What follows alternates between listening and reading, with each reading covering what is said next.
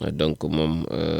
ñëwaat na ci restructuration maanaam tëggaat gi nga xamante ni ab plan la bu mu yëgle ne dinañ ko tëggaat lii di AIBD moom le directeur général de l'aéroport international Blaise Diagne de Diass. AIBD SA mu ngi def annonce boobu nag niki samedi ci fële ci Saly donc ca Mbour Ouest mu nekk benn plan de restructuration boo xamante ni day fay ñeel entreprise boobu bi nga xam daf koy daal di diriger ngir daal di en tout cas dimbaliwaat ko ngir mu retrouver sa santé financière ñëpp xam nañ ni AIBD jamono ji dafa ànd ak i tolof yu takku ci surpeuplement ci payoor ci yeneen ak yeneen donc moom mooy jàpp yenn service public yu bari yi nga xamante ni moom la nguur gi daal di moomee moom nag mu ne dinañ ko tëggaat ba lépp li nga xamante ni structure en tout cas ñeel na wàllum koom ci kuréel googu mu mën a daal di judduwaat.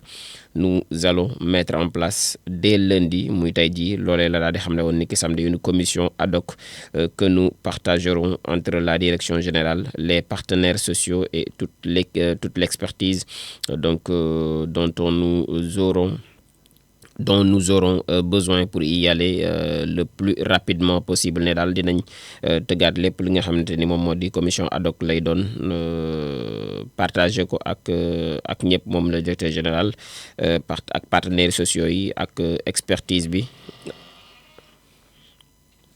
ak partenaires sociaux yi ak expertise bi ak lépp li nga xamante ni en tout cas moom la ñu daal di soxla ngir daal ci dem plus rapidement possible pour que l'AIBD retrouve sa santé financière moom Cheikh Bamba Dièye di ko daal di xamle à l'issue d'un séminaire de réflexion pour une contribution au projet de restructuration de l'AIBD objectif bi nag moom mooy ñu daal di def restructuration boobee donc daal di rééquilibrer donc la boîte et d'en faire un outil de développement, a-t-il ajouté bu ñu sukkandikoo ci article bi nga xamante ni waa agence de presse sénégalaise ñoom ñoo ko génne mooy daal bëgg-bëgg gi mu ngi tourner autour de tëggaat wala xool saytuwaat li nga xamante ni moom moo di AIBD googu waaye fexe ba mu jotaat melokaan bi nga xam ne jotoon na ko surtout nag ci wàllum comme mooy la santé financière de l'aéroport di ki ko xamle di Cheikh Bamba Dièye nekk directeur général bu donc aéroport international bu Blaise Diagne googule Sénégal ak Standard and Poor's bi nga xamante ne ñoom ñu ngi dégradé aussi la note souveraine après la révélation donc sur la dette ginnaaw bu ñu fasalee tolluwaayu borub réew mi ñoom kuréel googu lee di Standard and Poor's ñoom it dégradé nañ bu baax a baax notub Sénégal ginnaaw Moody's bi nga xamante ni la semaine passée daanaka ñoom ñoo jëloon seen wàll ci xew mi donc l'économie sénégalaise bi nga xamante ni dañ ko daal di sanctionné par l'agence américaine Standard and Poor's note bi donc la note souveraine du pays a été dégradée passant de B+ à B donc jóge na B+ ñëw ci B selon seen ñoom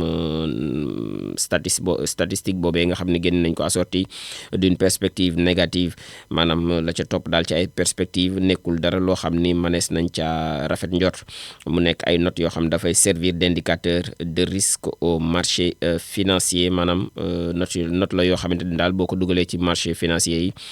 daanaka ay risques kese la ginnaaw Moody's gi nga xamante ni wax naa ko léegi moom altine bi ñu weesu la daal di génne woon ay notam donc c'est autour de Standard Poor's bi nga xamante ni moom it génne na donc li nga xamante ni moom moo di ay notam delloowaat ginnaaw bu baax a baax lii di Sénégal ci wàllum koom avec ce B bi nga xamante ni dañ nañ koy octroyé par l'agence américaine Standard and Poor's donc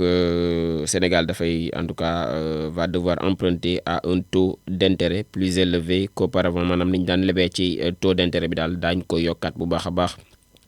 ci nañ ko daan amee ci at yi nga xamante ni moom la ñu daal di génn bu ñu sukkandikoo ci RFI bi nga xam ne ñoom ñoo génne information bi l'agence en tout cas de notation bi nga xamante ni moom moo def lu ni mel amul benn optimisme quant à un redressement rapide de la situation maanaam li mu gis daal mooy guuta gi ñu dugg duñ ci gaaw a génn ñoom loolu la ñu daal di gis avec des inquiétudes aussi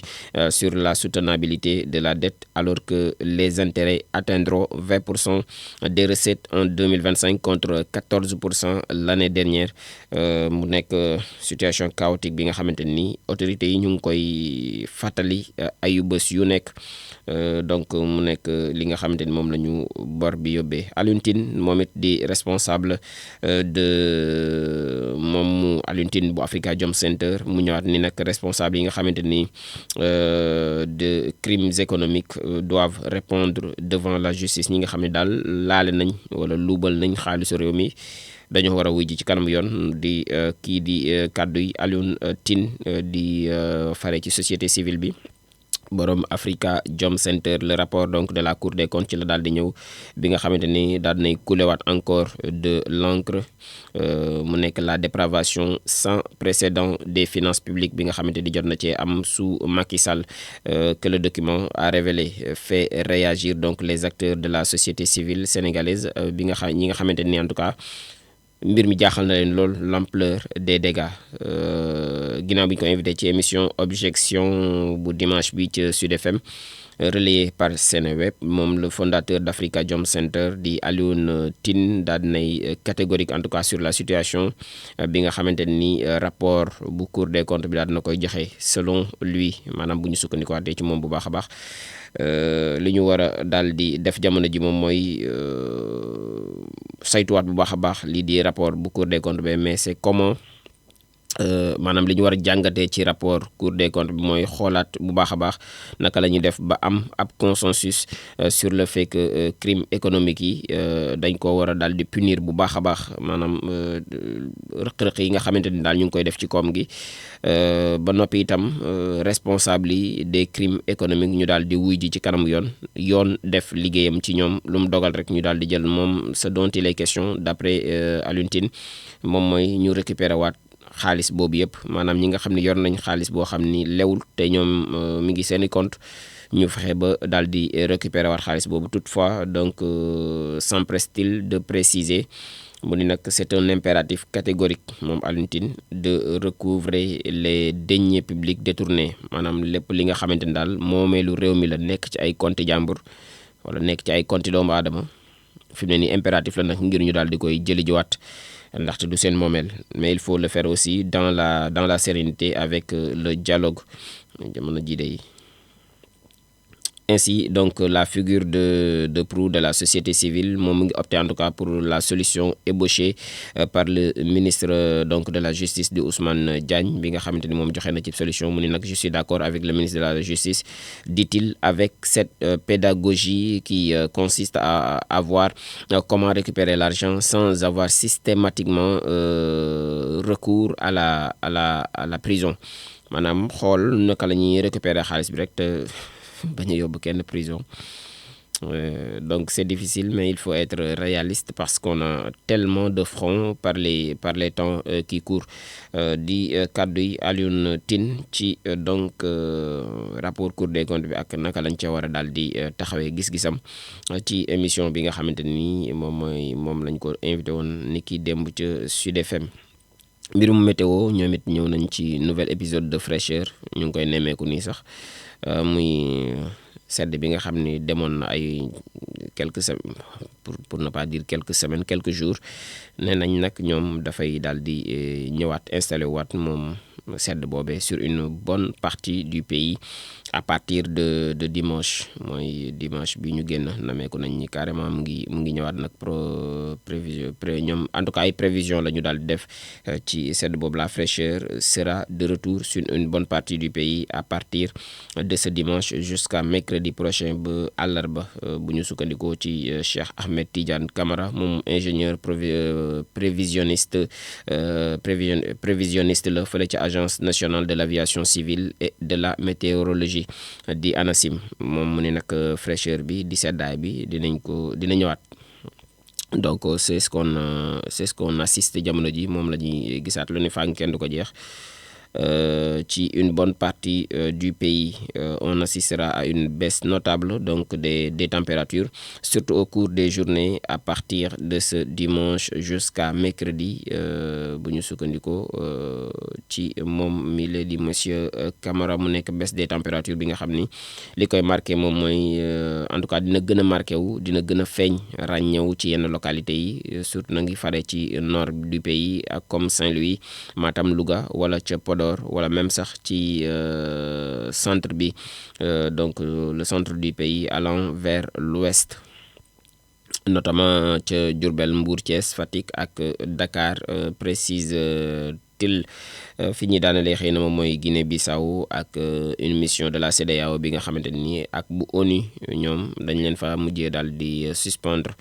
mu nekk ab mission politique de haut niveau boo xam ni dañ ko daal di déployer ñoom waa CEDEAO ak waa ONU en Guinée-Bissau du 21 au 28 février 2025 ñoom daal dinañuy quitter en tout cas le pays précipitamment ginnaaw ay tensions yoo xamante ni dañ ko fa daal di nemmee ko avec le président Umaro Sissoco Embalo bu ñu sukkandikoo ci Sénégal bi nga xam ne ñoom ñoo génne information bi mandaté par la conférence des chefs d'État de la CEDEAO. Commission boobu la daf doon viser daal di soutenir les acteurs politiques ci l'élaboration d'une feuille de route pour des élections inclusives et pacifiques en 2025. Donc muy dajeek le président Embalo ainsi que divers responsables politiques ngir ak yenn autorités électorales ak la société civile aussi ak ay partenaires internationaux ñoom mission boobu ñoom ñi la ñu waroon a daal di dajal malgré ab dialogue bi nga xam ne engagé nañ ko par la présentation donc d'un projet d'accord.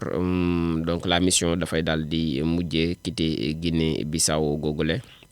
après que le chef de l'État daal di proférer ay menaces maanaam da leen a menacé daal ni da leen dàq génne leen ci dëkk bi ñoom xaaruñu ko leen dàq dañoo mujj génneel seen bopp. Elle soumettra donc son rapport au président de la commission de la CEDEAO avec des recommandations pour parvenir à un consensus électoral avant donc son départ. Mu nekk la mission